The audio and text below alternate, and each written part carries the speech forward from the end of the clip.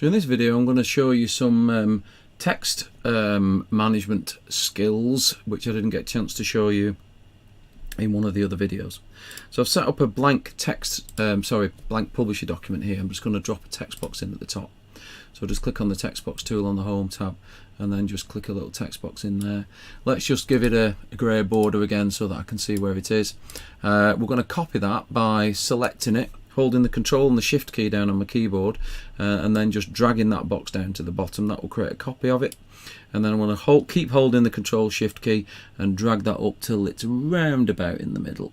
There's no sort of guides to make sure that it's dead in the middle, but that looks about right, doesn't it? I think it's a bit wide, isn't it? So we'll just... oh no, I think it's okay. Right, let's just duplicate that page. So we'll just right click on it here, insert duplicate page. And then I've got 6 text boxes. Now what you can actually do, before you put any text in, you can link these text boxes together. That's dead useful if you like creating a template for a magazine or something, and it hasn't got any text in it, because I'm going to use some Lorem Ipsum text in a minute just to show you exactly how this works. But sometimes if you're creating a template, putting the text in there is a little bit confusing. So leaving the text out means that until you kind of wouldn't be able to link the boxes together until you put the text in, which is a bit messy. So you can do that first. So if I click in the first box, you'll see an option called Create Text Box Link. All I do is click on that, my little mouse pointer changes to the jug, and then I just drop it into the next box. Right click, Create Text Box Link, drop it into that box, right click in it, Create Text Box Link, go to page 2, drop it into the box, right click, Create Text Box Link, into the 5th box, and finally into the last box. Now basically what we've done there is we've created our linked text boxes without there having to be any text in any of them at all, which is, you know, kind of really useful if we're creating templates and so on for other people to use. Okay, so let's just get some text to pop in there. So I'm going to go to the lipsum.com website and just get some Lorem Ipsum text.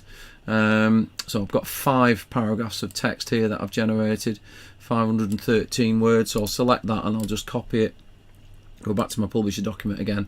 Now in the first page, first text box, I'm going to right click and then click the paste button.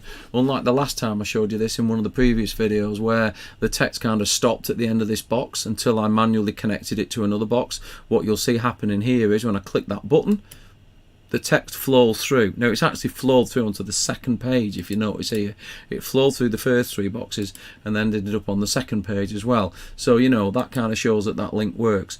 Now if I want to select all this text, there's a couple of ways of doing it. You can actually, and sometimes it works and sometimes it doesn't, and I can't figure out when it does and when it doesn't.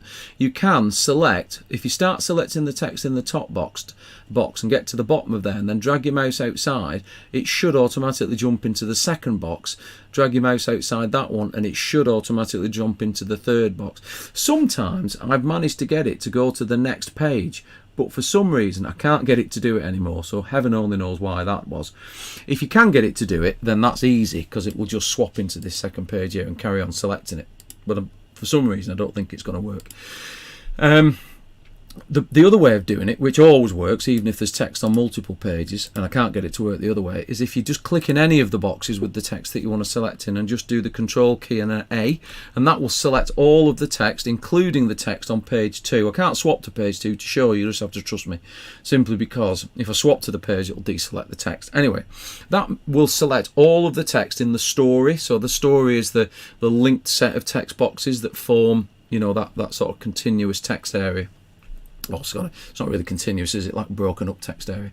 Now once I've done Control A and selected all of those, I can now start to do things like changing the font size, and what it will do, it will change the font size of all of it. Now I've kind of gone a little bit over there, so I'll do Control A again, and I'm even on the second page in the last box, and I can do Control A and it will select all of the text in the story. Again, it saves you having to go and select everything manually, because that's a real pain. And I'll just drop that down just 1 notch to sort of 14 point, and that kind of fits in quite nicely. Yeah, so that's how to create linked text boxes before you've actually put any text in, and also how to select all the text in a story and a set of linked text boxes without having to click and drag through, even through multiple pages.